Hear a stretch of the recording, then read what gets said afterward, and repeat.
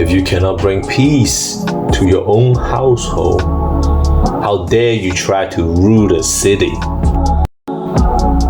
In order to be able to think, you have to risk being offensive. If you are not willing to be a fool, you can't become a master. To suffer terribly and to know yourself as the cause, that is hell. Ideologies are substitute for true knowledge, and ideologues are always dangerous when they come to power because a simple-minded, I-know-it-all approach is no match for the complexity of existence. Notice that opportunity lurks where responsibility has been abdicated. The purpose of life is finding the largest burden that you can bear and bearing it. If you are going to be successful, you need to be smart, conscientious, and tough. Work as hard as you possibly can on at least one thing and see what happens. You should take care of, help, and be good to yourself the same way you would take care of, help, and be good to someone you loved and valued. You can only find out what you actually believe rather than what you think you believe by watching how you act. You simply don't know what you believe. Before that, you're too complex to understand yourself. Love is the desire to see unnecessarily suffering ameliorated.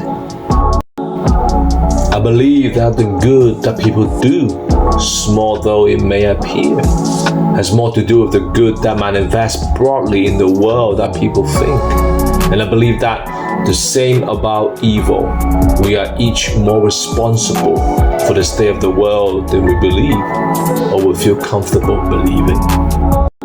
If you can't understand why someone's doing something, look at the consequence of their actions, whatever they might be, and then infer the motivation from their consequences. The truth is something that burns. It burns off dead wood, and people don't like having their dead wood burn off often because they are 95% dead wood. You should be careful, therefore, to live your life fully, and marriage and children and grandchildren and all the trouble and heartbreak that accomplish all of that. As much of what life has to offer, miss it at your great peril. It's in responsibility that most people find the meaning that sustains them through life. It's not in happiness. It's not in impulsive pleasure. Always place your becoming above your current being. It's better to do something badly than to not do it at all. If your life is not what it could be, try telling the truth. If you cling desperately to an ideology or wallow in nihilism, try telling the truth. If you feel weak and rejected and desperate and confused, try telling the truth. In paradise, everybody speaks the truth. That is what makes it paradise. Tell the truth, or at least don't lie. Compare yourself to who you were yesterday, not to who someone else is today. The better ambition have to do with the development of character and ability, rather than status and power. Status you can lose. You carry character with you wherever you go, and it allows you to prevail against adversity.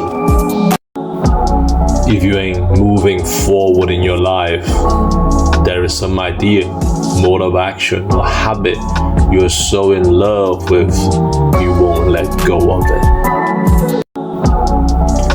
Self-love is the only antidote to the chaos of existence, and if you don't love and care for yourself and your own needs, you will cause unnecessary suffering both for yourself and others. others. Perhaps you are overvaluing what you don't have and undervaluing what you do. Pursue what is meaningful, not what's expedient. You should be better than you are, but it's not because you're worse than the other people. It's because you are not everything you should be. You must determine where you are going in your life, because you cannot get there unless you move in that direction. Wandering will not move you forward. It will instead disappoint and frustrate you and make you anxious and unhappy and hard to get along with, and then resentful, and then vengeful, and then worse. To learn is to die voluntarily and be born again in great ways and small. Don't be a slave to stupid rules. Facing the demand of life voluntarily. Respond to a challenge instead of bracing for catastrophe. When you are visited by chaos and swallowed it up, when nature curses you or someone you love with illness, or when your tyranny rends asunder something of value that you have built, it is solitary to know the rest of the story. All of that misfortune is only the bitter half of the tale of existence, without taking note of the heroic element of the redemption or the nobility of human spirit requiring a certain responsibility to shoulder. We ignore that addition to the story at our peril, because life is so difficult that losing sight of the heroic power of the system could cost us everything. Don't underestimate the power of vision and direction. These are irresistible force, able to transform what might appear to be unconquerable obstacles into transversable pathways and expanding opportunities. Strengthen the individual. Start with yourself. Take care with yourself. Define who you are. Refine your personality. Choose your destination and articulate your being. As the great 19th century German philosopher Friedrich Nietzsche so brilliantly noted, he whose life has a why can bear almost anyhow. If you don't stand your ground, then all that happens is people push you backwards. And they will push you and push you and push you until you fall off a cliff. Truth, virtue, and courage are not necessarily enough, but they are our best bet. So, listen to yourself and to those with whom you are speaking. Your wisdom then consists not of the knowledge you already have, but the continual search for knowledge, which is the highest form of wisdom. You need to consider the future and think, what might my life look like if I were caring for myself properly? The successful among us delay gratification and bargain with the future. You cannot be protected from the things that frighten you and hurt you, but if you identify with the power of you, being that is responsible for transformation, then you are always the equals, or more than the equal of the things that frighten you. It took untold generations to get you where you are. A little gratitude might be in order. If you are going to insist on bending the world to your way, you better have your reasons. Can you imagine yourself in 10 years? If instead of avoiding the things you know you should do, you actually did them every single day. That's powerful. The light that you discover in your life is proportionate to the amount of darkness you're willing to forthrightly confront. Truth is the handmaiden of love.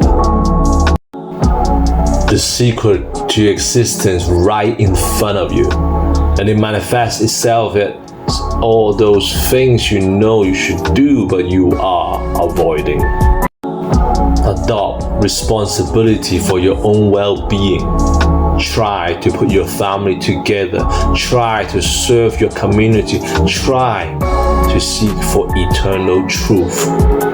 That's the sort of thing that can ground you in your life. Enough so that you can withstand the difficulty of life. And if you think tough men are dangerous, wait until you see what weak men are capable of. Once someone has spent enough time cultivating bad habits and biding their time, they are much diminished. Much of what they could have been has dissipated. It is much better to make friends with what you do not know than with what you do know, as there's an infinite supply of the former, but a finite stock of the later. The way that you make people resilient is by voluntarily exposing them to things that they are afraid of, and that makes them uncomfortable. To stand up straight with your shoulders back is to accept the terrible responsibility of life with eyes open. It means deciding to voluntarily transform the chaos of potential into the realities of habitable order.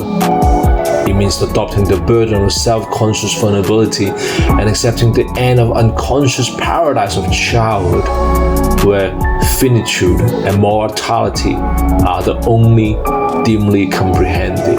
It means willingly undertaking the sacrifice necessary to generate a productive and meaningful reality. It means acting to please God in an Asian language.